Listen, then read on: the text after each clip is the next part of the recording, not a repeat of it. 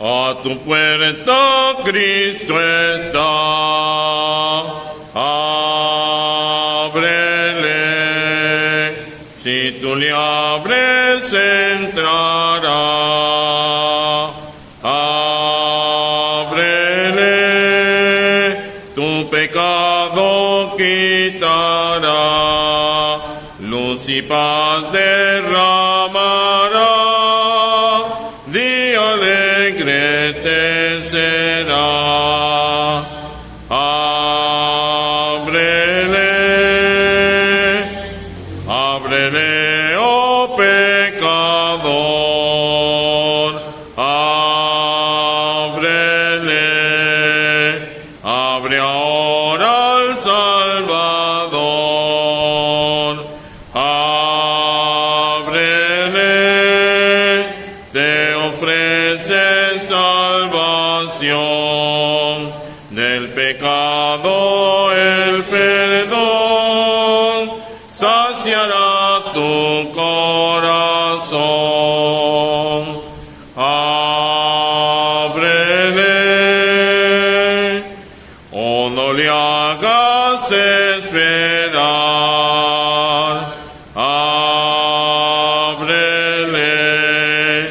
tal vez pronto marchará. Ábrele, qué dolor después tendrás, cuando en vano clamarás y perdido te hallarás. Ábrele. Vamos a orar. Dios nuestro Padre, en el nombre del Señor Jesucristo, queremos darte las gracias por este día, gracias por las estaciones, podemos disfrutar de ese calor que da vida, podemos también disfrutar de la lluvia con que tú haces descender a este planeta.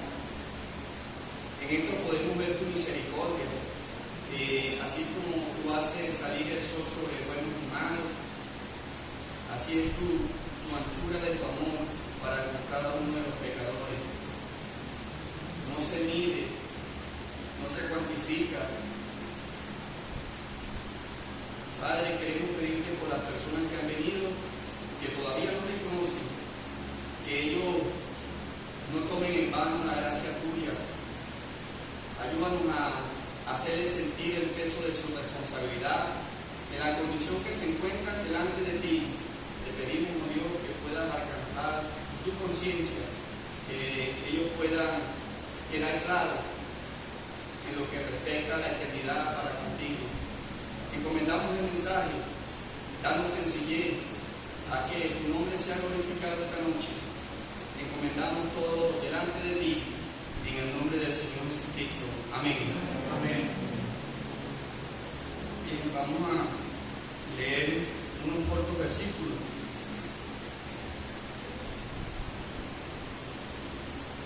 La primera de ellas vamos a encontrarla en el Evangelio según Juan, capítulo 19. Juan, capítulo 19, el verso 23.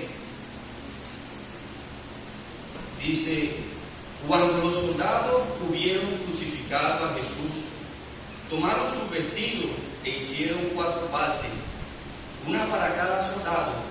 Tomaron también su túnica, la cual era sin costura, de un solo tejido, de arriba abajo.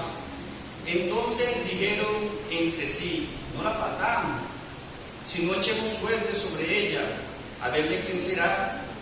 Esto fue para que se cumpliese la escritura que dice: repartieron entre sí mi vestido y sobre mi ropa echaron suerte. Y así lo hicieron los soldados. Vamos a leer otra escritura. La vamos a encontrar en el Evangelio según Mateo,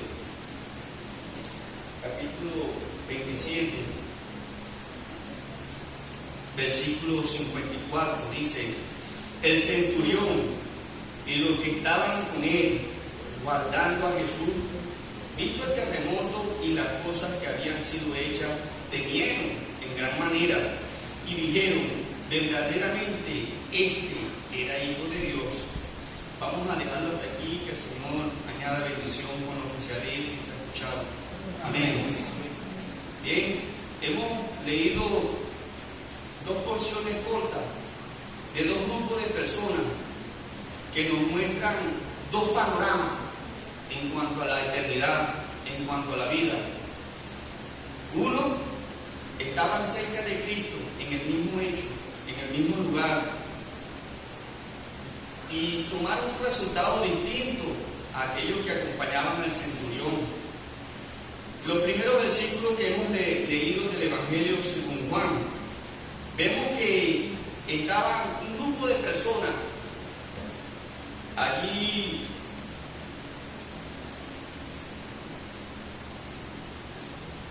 estaban cerca de la cruz, estaban aquí. Dice la Escritura que ellos estaban echando suerte sobre la ropa del Señor. Sabemos que la cruz es un instrumento de vergüenza en el pasado, donde se condenaba a las personas que eran asesinos, malhechores. Allí pagaban su fechoría. La cruz ha sido utilizada como un instrumento de vergüenza en el pasado. Hay muchos que hoy en día la utilizan como amuleto de buena suerte, la simplifican a un metal. Tanto es así que llegó a ser utilizada en la guerra. Amigo, pero déjeme decirle que con respecto a lo que hizo nuestro Salvador en la cruz no es un adorno, no, es donde el inocente murió por el culpable. La Biblia dice, el justo por los injustos, para llevarnos a Dios. Ahora, este grupo de personas estaban allí, cerca de la cruz, echando suerte, uno haciendo uso de la imaginación, haciéndose la sandalia, las pocas cosas que le quedaban al Señor. Me imagino que echaban barajas, utilizaban los dados. Aquí hay varias lecciones que podemos sacar para aplicarlas al pecador. La primera cosa que podemos ver es que ellos estaban echando suerte. Dice la Escritura en el versículo 24, dijeron entre sí, no apartamos, sino echemos suerte. Miren, ¿cuántas personas encontramos el día de hoy que buscan suerte también en el Evangelio? A veces uno habla con personas y le pregunta, ¿y cómo está el estado de tu alma? ¿Qué has considerado con respecto a la eternidad? Y dice, ahí hermano, yo leo la Biblia, yo sé que Dios me va a encomendar un buen trabajo. Otro dice, es que yo no falta a la iglesia. Yo no falta a la iglesia, Dios tiene que restaurar mi matrimonio o sacarme a mi hijo de la droga. Amigo, amiga, el Evangelio no se limita a problemas temporales. Este libro no se condensa a lo que vamos a hacer en la vida, sino que tiene por delante la eternidad. Este libro nos habla de cómo llegar al cielo, y es a través de la persona de Cristo. Ellos estaban allí, echando suerte, la primera cosa que vemos. Ahora, otra cosa que podemos observar es que ellos estaban distraídos. Se estaba suscitando al frente de ellos el evento que cambiaría la humanidad, que ha marcado la historia en un antes y un después, que estaba muriendo el inocente, el Hijo de Dios, el justo por los injustos. Allí estaba, y ellos estaban distraídos. Qué triste, ¿no? Y no es descabellado pensar que en este tiempo hay personas así, distraídos por los afanes de la vida, ya que el Dios de este siglo ha cegado el entendimiento de los incrédulos para que el Evangelio no resplandezca. Mire, eso fue hace como 8 días. Yo estoy en la casa y me llega un muchacho y me dice, hermano, casi que no voy para Estados Unidos. Yo digo, ¿pero por qué? ¿Qué te pasó? ¿Qué problema te metiste? Me dice, no, el dólar iba para arriba, iba disparado. Y yo pensé en mi situación económica, en mi trabajo. Así vive la gente pensando en los problemas temporales, distraídos. No se ocupan de lo esencial. Bueno, esta gente estaba allí, estaba distraída. tenían por delante al Señor muriendo en la cruz y no, ellos estaban ocupados en otra cosa. Otro tercer elemento que podemos ver es que ellos estaban cerca de la cruz, pero estaban lejos del Salvador. Sí, ellos estaban allí, cerquitica, cerca de la cruz, pero a la misma vez ellos estaban lejos del Salvador. Amigo, el hecho de que usted conozca Biblia o no pierda culto, eso no quiere decir que usted va al cielo. O de que tenga un familiar de que es creyente, usted tiene la garantía de que Dios le va a abrir la puerta. No, eso no lo dice la Biblia. La Biblia dice el que cree en el Hijo tiene vida eterna, pero el que rehúsa no verá la vida, sino que la ira de Dios está sobre él. Estas personas estaban allí, cerca de la cruz, pero lejos del Salvador. Miren, a veces uno escucha personas decir, ya estoy así, hermano, cerquitica de meterme evangélico. Cerquitica. Miren, yo recuerdo cuando estaba chiquito, que a mí me mandaban a jugar caballo. Yo nunca había pensado en esto, pero pensando en este tema lo consideré. Había caballos que perdían con nariz. Lo que bastaban fueron milímetros para que el otro ganara, pero perdió por milímetros. Miren, el casi o el cerquita no es garantía de que usted va al cielo. Por lo general cantamos un himno que dice, el casi no es de valor, en la presencia del justo juez, ay del que muere, casi creyendo, completamente perdido es. Entonces, amigos, considere eso. El hecho de que usted venga a un culto, de que usted lea la Biblia o tenga un familiar cristiano, eso no le indica que usted sabe. Usted debe tener un encuentro personal con el Señor. Debe considerar su situación de pecado, que lo limita a ir al cielo. Ahora, como última cosa que tenemos de este tema es que ellos estaban preocupados por los accesorios, por cosas de la vida, como la vestidura, y estaban dejando lo más importante, lo principal. Dejaron de mirar por fe al que moría en la cruz. Ah, amigo, así pasa también con muchas personas. Miren, su posición en esta noche no puede ser neutral. El hecho de que usted no haya estado allí con esas personas no implica de que usted no tiene responsabilidad alguna. Cuidado, si usted tiene más que ellos. ¿Sabe por qué? Porque Dios a usted le ha dado más libertad que a esas personas, a lo mejor porque usted ha tenido la Biblia, usted ha escuchado el Evangelio y de una u otra forma Dios le ha hablado. Así que, amigo, ocúpese de lo principal que en esta noche le presentamos, el Hijo de Dios muriendo por sus pecados. Vemos que la actitud de estas personas no encontramos el resultado de que ellos hayan servido al Señor. Ahora, siguiendo a lo que encontramos en Mateo, vemos que estos sí miraron más allá de lo que tenían en sus narices. Estos se fueron más allá. Lo que quería resaltar, ya que queda poco tiempo, es que estos hombres llegaron a la conclusión de que verdaderamente este era el Hijo de Dios. Versículo 54 dice, el centurión y los que estaban con él guardando a Jesús, visto el terremoto y las cosas que habían sido hechas, temieron en gran manera y dijeron, verdaderamente este era el Hijo de Dios. Yo no sé qué los llevaría a tomar esa conclusión. Yo no sé si fue el terremoto que ellos presenciaron en el momento en que moría el Señor, que el Señor había dicho, aunque las piedras hablarían. Yo no sé si fue aquel velo que se rasgó. Yo no sé si fueron aquellos muertos que resucitaron. Yo no sé si fue aquel sol que ese día no dio su luz por horas. Aquel sol que todas las mañanas alumbraba y observaba a su Creador, ese día no dio su luz, porque el Creador estaba siendo crucificado con nosotros, las criaturas. Bueno, lo cierto es que estos hombres miraron más allá de sus narices. Estos dijeron, no tomaron la actitud de aquellas personas. Verdaderamente, este era Hijo de Dios. Ahora, amigos, te preguntamos, ¿tú conoces el Evangelio? ¿Está claro que si en tu pecado tú llegas a morir, lamentablemente vas a estar excluido de la presencia del Señor. Vas a estar allí en un lugar donde la misericordia del Señor no llega, en ese lugar llamado infierno. Pero también está la garantía de que si tú llegas a creer, Dios en este preciso momento, si te arrepientes, te ofrece el cielo. El que cree en el momento presente.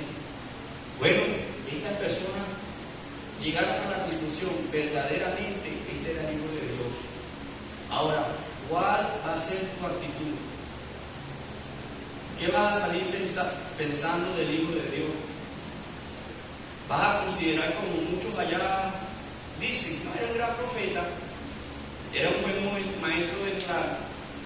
¿Cuál va a ser tu reacción ante lo que Cristo hizo por ti? Esta gente sí consideró, sí miraron por fe al que moría en la cruz. Amigos, pero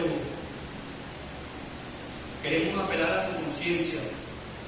No debes pasar en vano el sacrificio de la cruz. A Cristo le costó mucho el dejar su gloria y morir por ti y por mí. Amigo, hoy es un momento preciso en que tú puedas ser salvo. La Biblia dice, si oyeres hoy mi voz, no endurezcáis vuestros corazones. Puedes tú mirar por fe, aunque tú no hayas visto al Señor muriendo en la cruz, lo puedes mirar por fe. La Biblia dice, por fe en Jesús, el Salvador, se hace salvo el pecador, sin merecer castigo don, un himno que comúnmente cantamos. Pero la Biblia dice, el que cree tiene vida eterna. Amigo, que esta sea tu actitud en esta noche, y no que tu actitud sea como la de las otras personas que estaban distraídas, que vieron morir al Salvador, no les hicieron caso. Mira, yo no sé cuántas veces el Señor ha llamado tu atención, pero el Señor habla, quizás no audiblemente, pero a través de las circunstancias, a través de la creación, a través de alguna enfermedad, a través de cualquier cosa el Señor habla. Esperamos que tú seas como estos hombres, capte la señal de lo que Dios quiere contigo y no dejes pasar en vano lo que Cristo hizo por ti. Que el Señor bendiga su palabra. Amén.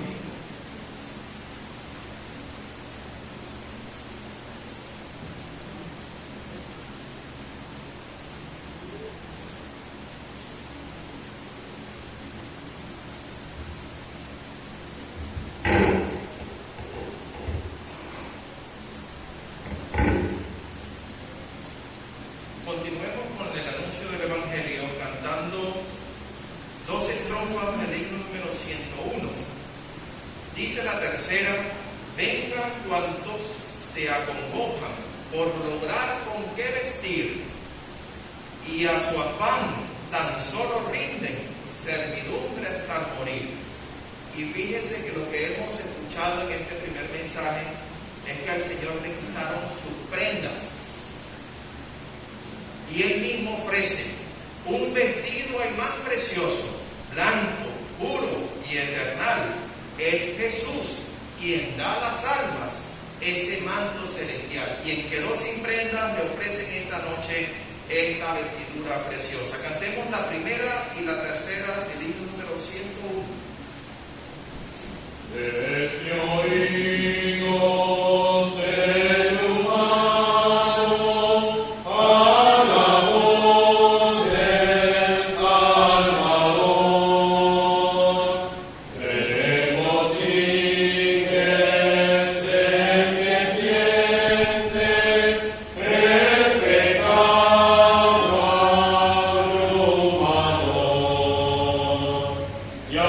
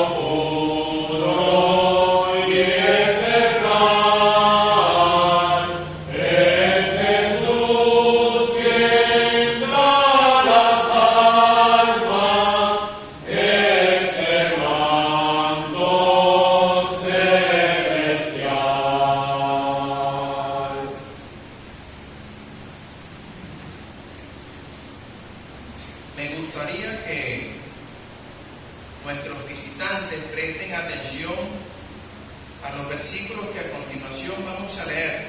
Ciertamente la lectura quizás sea un poco larga, pero creo que es necesaria hacer la lectura de estos versículos ante el mensaje que tengo por delante. Vamos a leer en el Evangelio según San Mateo, capítulo 26, desde el versículo 57. Los que prendieron a Jesús le llevaron al sumo sacerdote Caifás, a donde estaban reunidos los escribas y los ancianos. Ya el Señor había sido capturado en esos momentos. Y dice el 62, y levantándose el sumo sacerdote le dijo: ¿no respondes tú nada? ¿Qué testifican estos contra ti? Mas Jesús callaba. Entonces el sumo sacerdote le dijo: te conjuro por el Dios viviente que nos digas si eres tú el Cristo, el Hijo de Dios. Jesús le dijo: tú lo has dicho, y además os digo que desde ahora veréis al Hijo del Hombre sentado a la diestra del poder de Dios y viniendo en las nubes del cielo. Entonces el sumo sacerdote rasgó sus vestiduras diciendo: ha blasfemado, ¿qué más necesidad tenemos de testigos? He aquí ahora mismo habéis oído su blasfemia. ¿Qué os parece? Y respondiendo ellos dijeron: es reo de muerte. Entonces le escupieron en el rostro y le dieron de puñetazos, y otros le abofeteaban, diciendo: profetízanos, Cristo, ¿quién es el que te golpeó? Pasemos ahora al siguiente capítulo. Vamos a pasar rápidamente al versículo 26. Capítulo 27, versículo 26. Entonces le soltó a Barrabás, y habiendo azotado a Jesús, le entregó para ser crucificado. Entonces los soldados del gobernador llevaron a Jesús al pretorio y reunieron alrededor de él a toda la compañía, y desnudándole, le echaron encima un manto de escarlata y pusieron sobre su cabeza una corona tejida de espinas y una caña en su mano derecha, e hincando la rodilla delante de él, le escarnecían, o sea, se burlaban de una manera de desprecio y de humillación. Le escarnecían diciendo: salve, rey de los judíos, y escupiéndole, tomaban la caña y le golpeaban en la cabeza. Después de haberle escarnecido, le quitaron el manto y le pusieron sus vestidos y le llevaron para crucificarlo. Cuando salían, hallaron a cierto hombre de Cirene que se llamaba Simón. A este obligaron a que llevase la cruz. Y cuando llegaron a un lugar llamado Gólgota, que significa lugar de la calavera, le dieron a beber vinagre mezclado con miel, pero después de haberlo probado, no quiso beberlo. Cuando lo hubieron crucificado, repartieron entre sí sus vestidos, echando suertes, para que se cumpliese lo dicho por el profeta. Partieron entre sí mis vestidos y sobre mi ropa echaron suertes, y sentados me guardaban allí, y le pusieron sobre su cabeza su causa escrita: este es Jesús, el Rey de los judíos. Entonces crucificaron con él a dos ladrones, uno a la derecha y otro a la izquierda, y los que pasaban le injuriaban, meneando la cabeza y diciendo: tú que derribas el templo y en 3 días lo reedificas, sálvate a ti mismo. Si eres hijo de Dios, desciende de la cruz. Pasemos al 45. Y desde la hora sexta hubo tinieblas sobre la tierra hasta la hora novena. Cerca de la hora novena, Jesús clamó a gran voz diciendo: Elí, Elí, lama sabactani. Esto es: Dios mío, ¿por qué me has desamparado? Y dice el versículo 48: al instante corriendo uno de ellos, de aquellos que le guardaban, tomó una esponja y la empaparon de vinagre, y poniéndola en una caña, recordemos que el Señor estaba levantado en la cruz, utilizaron la caña para acercarle a manera de hisopo aquel vinagre, y dice que le dieron de beber. 50 dice: mas Jesús, habiendo otra vez clamado a gran voz, entregó el Espíritu. Hasta allí está bien, que el Señor prospere la lectura pública de su palabra. Amén. Usualmente acostumbro comenzar mis intervenciones en el anuncio del Evangelio con alguna ilustración o con alguna anécdota. En esta noche voy a hablar de mi propia historia, mi historia de la conversión. Yo nací en esta tierra, punto fijo.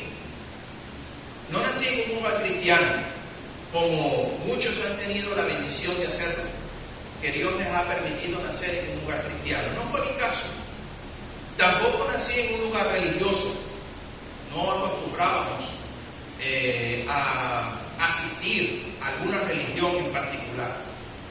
Sin embargo, con el pasar de los tiempos y de los años, un evento dirigido evidentemente por Dios causó que mis padres tomaran la decisión de inscribirme en el Instituto Cardón, ese que pienso que aún está en funcionamiento allí en Maravén, cerca del Club Deportivo Manaure, y me inscribieron allí a partir del tercer grado.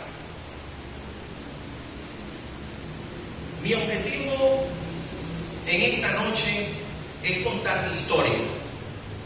Lejos está de mí que mis palabras ofendan alguna susceptibilidad, o quizás usted se sienta herido con lo que yo voy a contar aquí.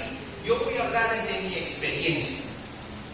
Y cuando comencé a cursar el tercer grado en el Instituto Cardón, había una materia que se veía en aquella institución, no la había visto en mis primeros grados de estudio, fue allí, que se llamaba religión.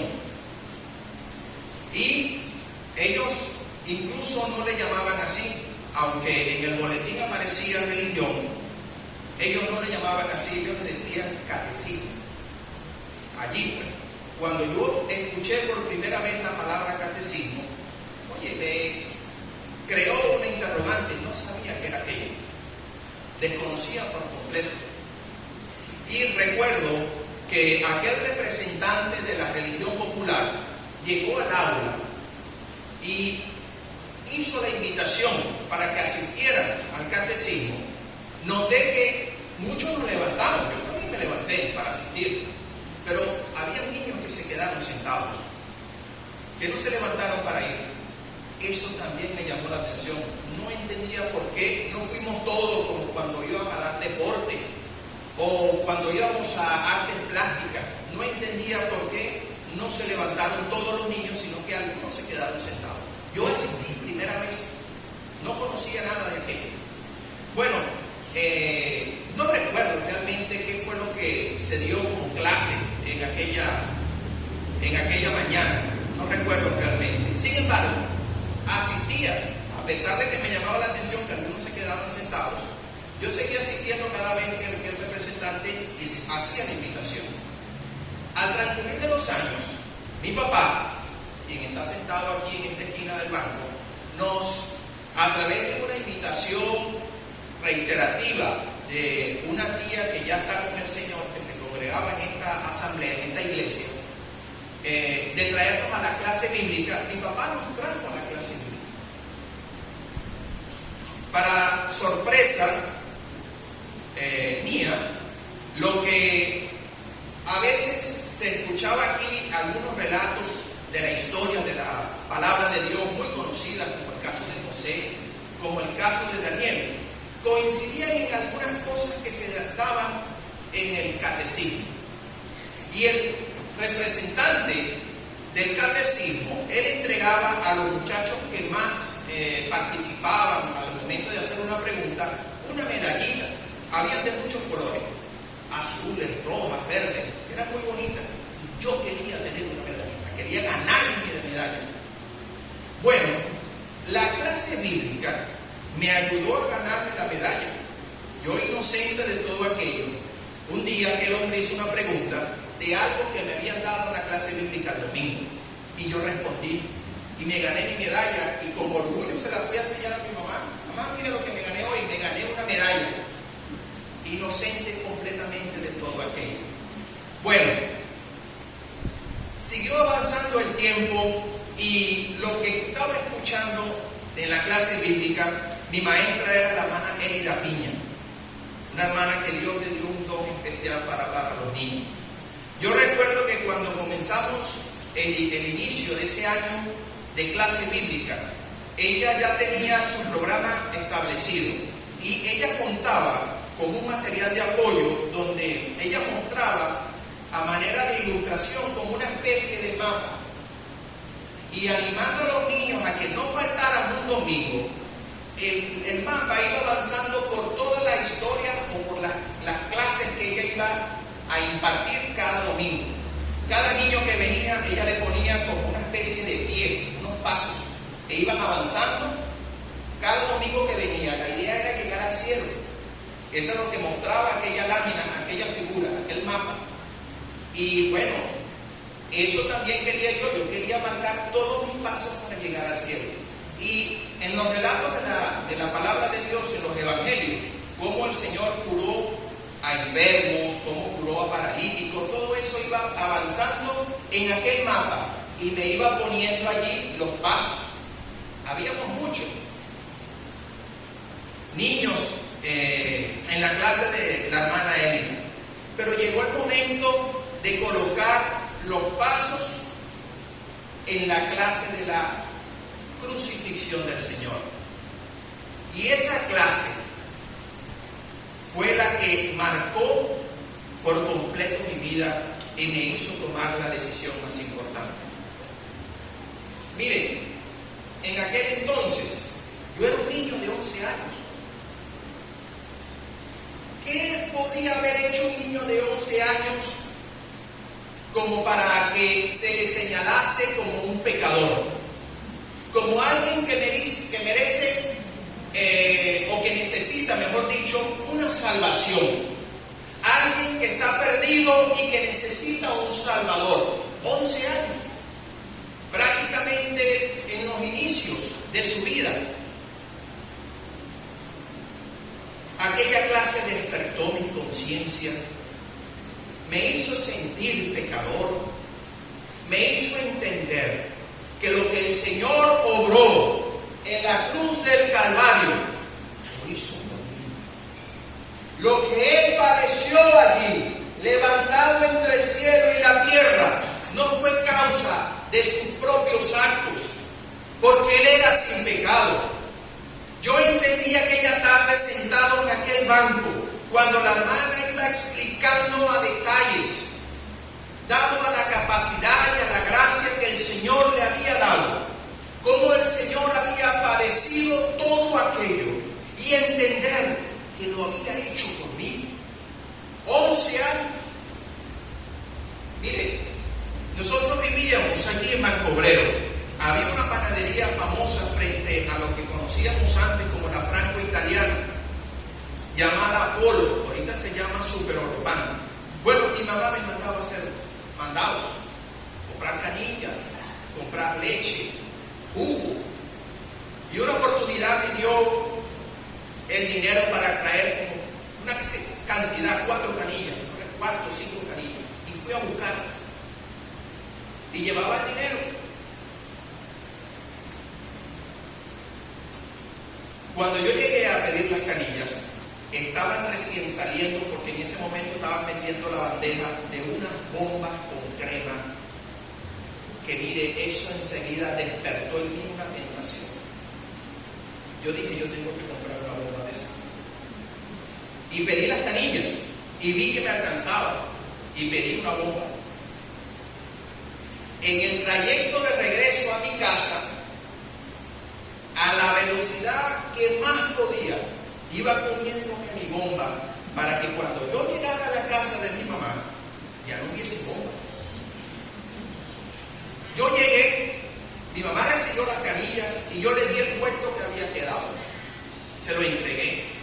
Mi mamá, sin contar el dinero, me dijo, ¿qué compraste? Digo, no, pero compraste algo más. No, yo nada más compré las canillas, le dije yo. Digo, no, yo estoy segura que compraste algo más. Pero ella no estaba contando el dinero. ¿Cómo sabía ella que yo había comprado algo más? Era porque no me había percatado, en mi afán de comerme aquella bomba lo más rápido posible y no ser descubierto, que tenía toda la boca llena de la crema blanca de la boca. Uno se ríe, porque uno puede pensar, bueno, es la inocencia de un niño. No, es el despertar del pecado, que fui descubierto sencillamente porque había quedado la crema en mi boca. Pensé que podía salirme con la mía, que no iba a ser descubierto, y no fue así. Este es un vivo ejemplo de lo que hay en nuestro corazón. Es el pecado que primeramente me tentó a comprar algo que no tenía que comprar y luego me llevó a mentir y tratar de ocultar lo que había hecho. Entender que el Señor Jesucristo se movió del cielo y dejó su trono de luz, sus vestiduras especiales, como hemos escuchado, para que después las prendas que él tenía aquí en la tierra fueran echadas a la suerte para ver quién se quedaba con ellas, para cambiar ese trono de luz por el madero de la cruz y entender que fue por mí, que él recibió aquellos estupos, aquellos golpes, que fue coronado por mí. Mis pecados agravaron sus sufrimientos en la cruz. Mire, pero la palabra de Dios dice en Romanos capítulo 5, mas Dios muestra su amor para con nosotros, en que siendo aún pecadores, Cristo murió por nosotros. Ya el tiempo me alcanzó. Mire, aquella clase la escuché yo en silencio. Yo era uno de los que más participaba en el momento de hacerse una pregunta.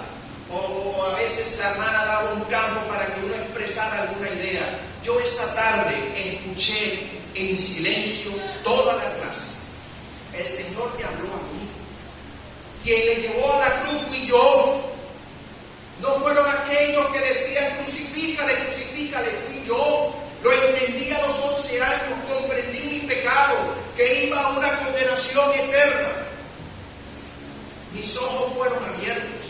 Mi alma despertada. Alrededor de las 6 de la tarde, después de la clase en ese entonces era a las 4 de la tarde, yo llegué cercano a las 6 a mi casa, apartamento. Yo pasé directo al cuarto. Yo no me desvié en ningún otro lugar, yo pasé directo al cuarto. Me subí a la litera, dormí en la parte arriba de la litera, y ahí me arrodillé en el colchón y recibí a Cristo como mi Salvador. Aquella tarde, 17 de junio, domingo 17 de junio de 1990, es mi historia la que te estoy contando. Cristo me salvó. 11 años. Después, posteriormente, seguí asistiendo a la clase bíblica todos los domingos. El hermano Ari, la hermana Román, Dios los envió para que mi familia empezara a asistir. Bueno, y ya los que han tenido la oportunidad de escuchar los testimonios de Marco y de mi papá, saben que por la gracia divina de Dios, toda mi familia fue alcanzada a Cristo. El 25, sábado 25 de octubre del año 1997, bajé a las aguas en este bautisterio y esto se llena de agua y uno allí.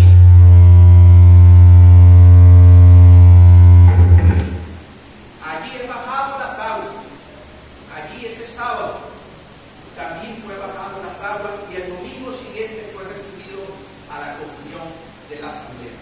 Entonces, en virtud de lo que yo viví, de la experiencia que yo tuve con mi Señor, te invito a ti a que busques de la salvación y recibas por gracia lo que Él ya hizo por ti. Que el Señor te ayude y Él prospere su palabra. Amén.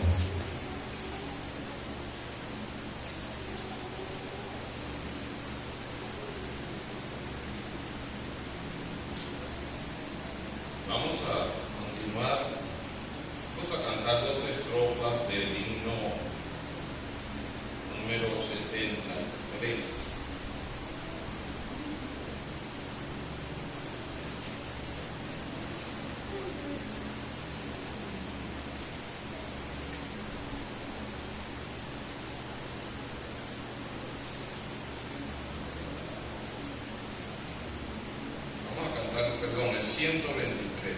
123, la segunda estrofa. Himno 123, la segunda estrofa dice: Tú viniste, Señor, con tu gran bendición, para dar libertad y salud, mas con odio y desprecio te hicieron morir, aunque vieron tu amor y virtud.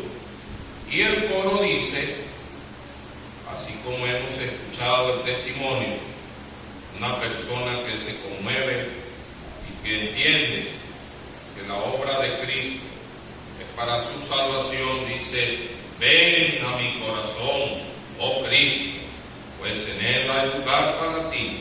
Ven a mi corazón, oh Cristo, ven, pues en él hay lugar para ti. Ojalá usted también pueda decir así: hay lugar en su corazón para él. La segunda estrofa del himno 123. Tú viniste, Señor, con tu gran bendición, para dar libertad y salud.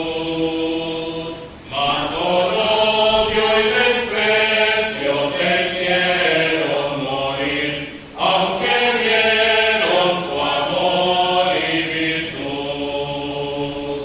Ven a mi corazón, oh Cristo, pues en él hay lugar para ti. Ven a mi corazón, oh Cristo, ven, pues en él hay lugar para ti. Vamos a leer algunos versículos en referencia a la paz.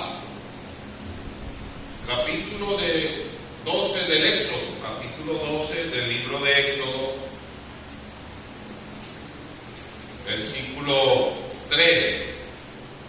Habla toda la congregación de Israel diciendo: en el 10 de este mes, tómense cada uno un cordero.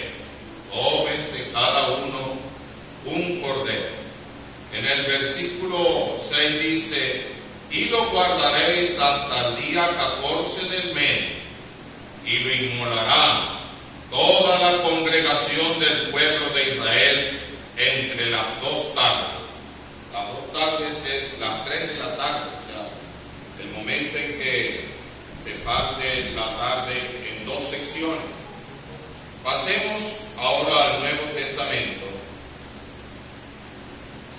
Nuevo Testamento, vamos a leer primeramente en el Evangelio según San Juan. Evangelio según San Juan, capítulo 1. Evangelio según San Juan, capítulo 1, versículo 29. Y el siguiente día vio Juan a Jesús que venía a él y dijo: he aquí el Cordero de Dios que quita el pecado del mundo. He aquí el Cordero de Dios que quita el pecado del mundo. Y en el Evangelio según San Lucas, capítulo 23. Evangelio según San Lucas, capítulo 23, versículo 44. Y cuando era como la hora sexta, hubo tinieblas sobre toda la tierra hasta la hora novena. Y el sol se oscureció, y el velo del templo se rasgó por la mitad. Entonces Jesús clamó a gran voz, clamando a gran voz, dijo: Padre, en tus manos encomiendo mi espíritu. Y habiendo dicho esto, expiró. Por último, vamos a leer allí en el libro de los Salmos, en el capítulo 31. Salmo, capítulo 31, versículo 5. Leamos desde el 4 para darle sentido. Sálvame de la red que han escondido para mí, pues tú eres mi refugio. En tu mano encomiendo mi espíritu. Tú me has redimido, Jehová, Dios de verdad. Hasta aquí la lectura, esperando que Dios prospere su palabra. Como hemos señalado, queremos hacer mención de la paz. Y como usted puede ver, como dice el apóstol Pablo escribiendo a los Corintios, Cristo es nuestra paz. Ahora muchos hablan de la paz, incluso en un sentido totalmente equivocado. Ahora en diciembre hay unos que dicen felices Pascuas. Pero la Pascua no tiene nada que ver con el mes de diciembre, empezando por allí. Segundo, no tiene nada que ver con el fin del año. Tercero, no hay Pascua feliz, porque la palabra Pascua es pasar por algo. Y está hablando del momento cuando Dios iba a establecer un juicio en Egipto y la palabra Pascua indicaba muerte. Y él pasaba por algo. Era aquellos que cumplían con el precepto que hemos leído allí, en el capítulo 12 del libro del Éxodo. Cada familia, cada casa, debía tomar un cordero. Aquel cordero debía ser inmolado el día 14 del mes de Nisan, el primer mes del calendario judío. Ellos tenían que darle muerte a aquel animal y tomar su sangre y colocarla en los postes y en los dinteles de la puerta. Y cuando la muerte, el juicio de la muerte de los primogénitos, tal vez usted haya escuchado que sea como una referencia histórica acerca de esto, cuando la muerte iba entrando a Egipto, aquellas casas que tenían la sangre del cordero pascual eran pasadas por algo. Por eso la palabra Pascua significa pasar por algo. Dios pasaba por algo aquella casa, pero la casa que no tenía la sangre del cordero pascual, la muerte llegaba a aquel lugar. Y los primogénitos de aquella familia morían súbitamente.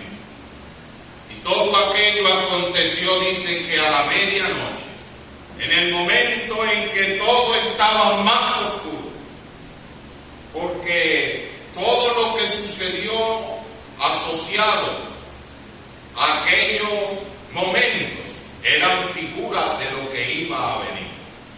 Esta celebración de la Pascua la tendrían que hacer los hijos de Israel como memorial cada año. Cada año ellos tomaban un cordero. El día 10 seleccionaban aquel animal. Tenía que ser sin defecto, perfecto, sin mancha. No podía tener magulladura o una pata coja. No, era sin defecto aquel animal. Y durante 4 días lo observaban, lo detallaban para garantizar su perfección, para poderle dar muerte. El día 14 entre las 2 tardes. Pero todo esto, como todas las fiestas que celebraban ceremoniales el pueblo de Israel, apuntaban a Cristo. Todo era figura. En la carta a los Hebreos dice que todo sencillamente eran figuras, era sombra de lo que había de venir. Y aquel cordero pascual, aquella fiesta de la Pascua, no era simplemente otra cosa que lo que Dios estaba explicando, lo que iba a pasar en la cruz. Lo que el Señor tenía que ser para nosotros. Cristo es nuestra paz. Cuando Él comenzó su ministerio terrenal, que hemos leído allí, después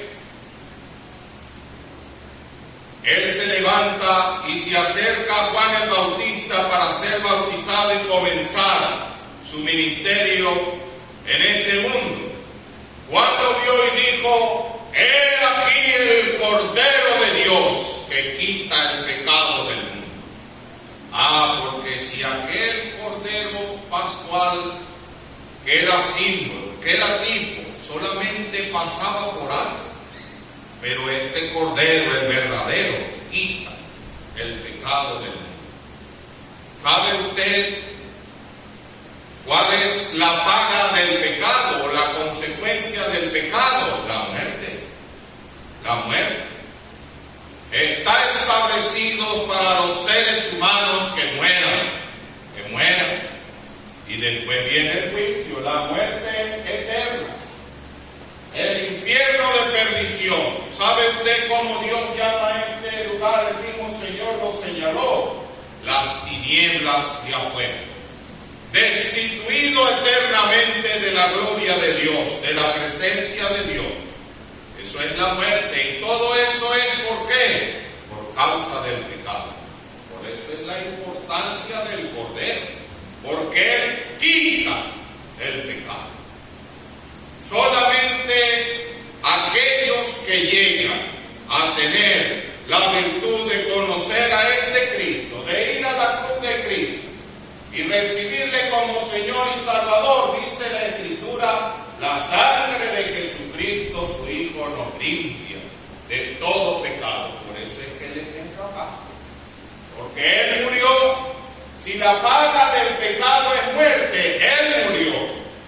Si la paga de mi maldad es la muerte, Él pagó. Pero es necesario que para que usted se haga beneficiario de esa obra de Cristo, usted tome este Cordero. Así como en el pasado dice, tómese cada uno un Cordero. Tenían que apropiarse de él. Y cada familia tenía su Cordero. Era de él. Estaba identificado con él. Y cuando colocaba la sangre en los postes y en los dinteles de la puerta, esa era la sangre de su Cordero. No era el Cordero de otro. Mire, usted tiene que apropiarse de la obra de Cristo.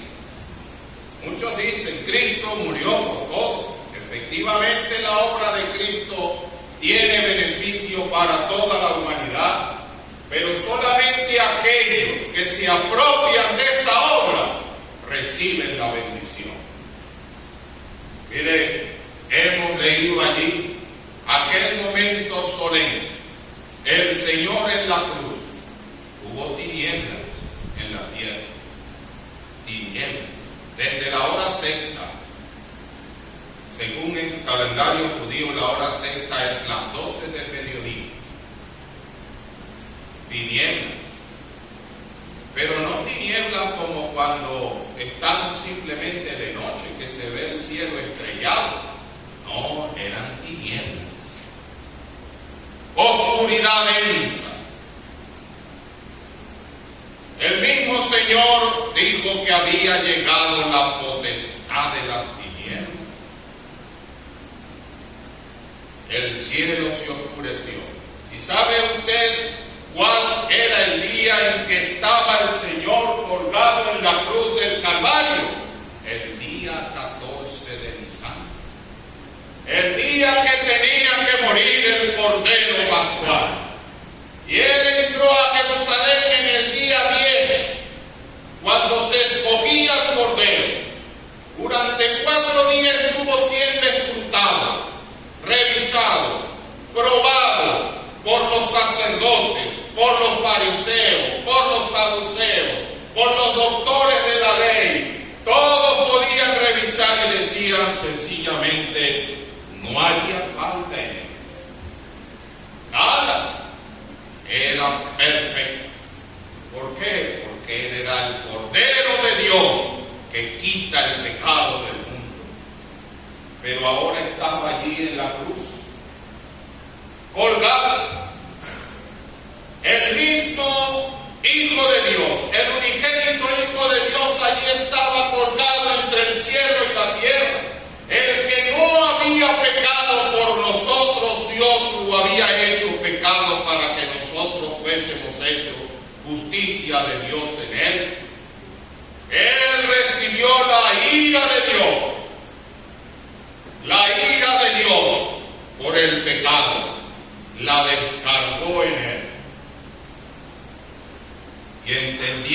Señor que ya todo estaba cumplido en la hora, llegando cerca a la hora novena.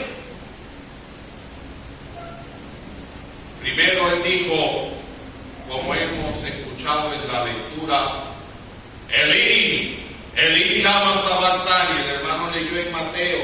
Mateo lo escribe en arameo. Marcos lo relata en hebreo. Dice, Eloí, Eloí, lama sabactani. Mire, Él podía clamar. Alguien dijo una vez que allí Él podía sentir el desamparo de Dios en su plenitud, pero no era que Dios se había alejado de Él, era que estaba más cerca de Él tal vez que en otras circunstancias, pero esta vez estaba acercándose con juicio. El juicio de Dios por el pecado estaba cayendo sobre Él. Allí estaba la presencia de Dios cayendo sobre Él, juzgando mi pecado y el tuyo. El Cordero de Dios tenía que morir. Y ya cuando Él vio que todo se había consumado en la hora novena, Él dijo, consumado es. Así aparece relatado por Juan. Pero acá Lucas dice una expresión, porque todos los otros evangelistas dicen que Él clamó a gran voz, pero es Lucas el que nos dice qué fue lo que Él dijo cuando clamó a gran voz. Él dijo, Padre, en tus manos encomiendo mi espíritu. Y después que dijo esto, Él dice, habiendo dicho esto, expiró. Creo que es Mateo que dice que Él inclinó la cabeza y expiró. La acomodó. No era un moribundo débil que estaba muriendo deshidratado o desangrado. No, Él clamó a gran voz, porque Él estaba entregando su vida por el pecado. La única forma que Él muriera era esa, que Él entregara su vida. Y Él clamó a gran voz y dijo, Padre, en tus manos encomiendo mi espíritu. Y Él expiró. Él dijo, yo tengo poder para poner mi vida, tengo poder para volverla a tomar. Nadie me la quita. Yo de mí mismo la pongo y yo de mí mismo la vuelvo a tomar. Así el Cordero Pascual murió entre las dos tardes. El velo del templo se rasgó de arriba abajo.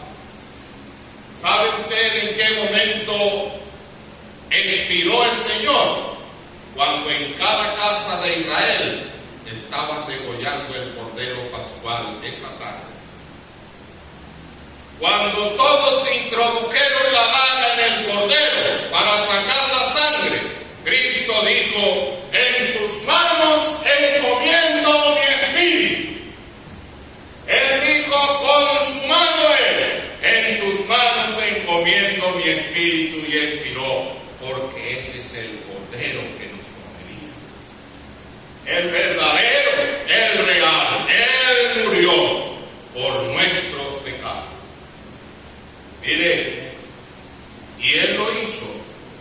Y para los judíos tenía que ser claro esa declaración, ese clamor a gran voz, porque cuando los judíos terminaban una faena, cuando ya terminaban todo, ellos citaban estos versículos del Salmo 31, que hemos leído, en tus manos encomiendo mi espíritu, tú me has redimido, oh Jehová, Dios de verdad.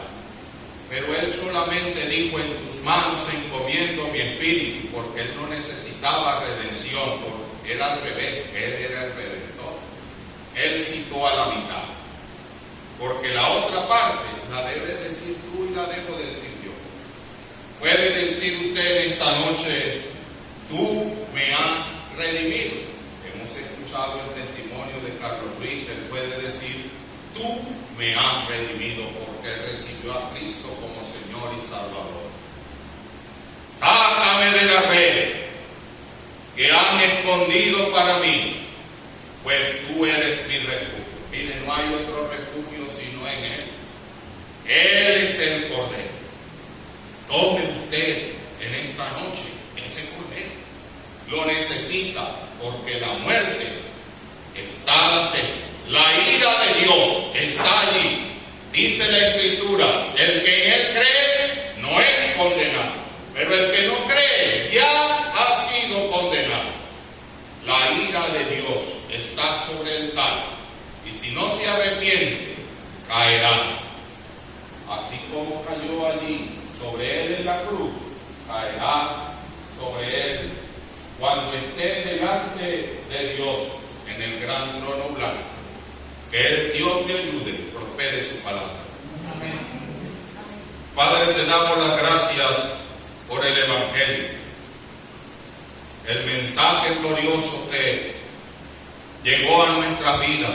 Te damos las gracias porque pudimos entender nuestra situación y podemos conocer, llegamos a conocer nuestra necesidad. Pero también conocimos de este Cristo glorioso que dio su vida por nosotros.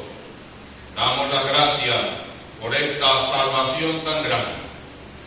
Pedimos por aquellos que han escuchado y los que han de escuchar el mensaje, que su entendimiento sea abierto también para que ellos puedan gustar los beneficios de este Cordero, que puedan recibirle como Señor y Salvador.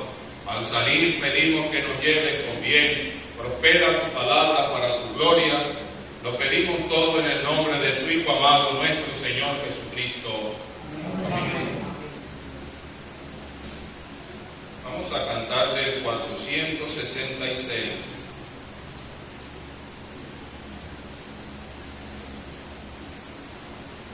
En el monte Calvario estaba una cruz, emblema de afrenta y dolor, mas yo amo a Jesús, que murió en la cruz por salvar al más vil pecador. Cantemos la primera y la segunda estrofa del 466 y luego escucharemos algunos anuncios. En el monte Calvario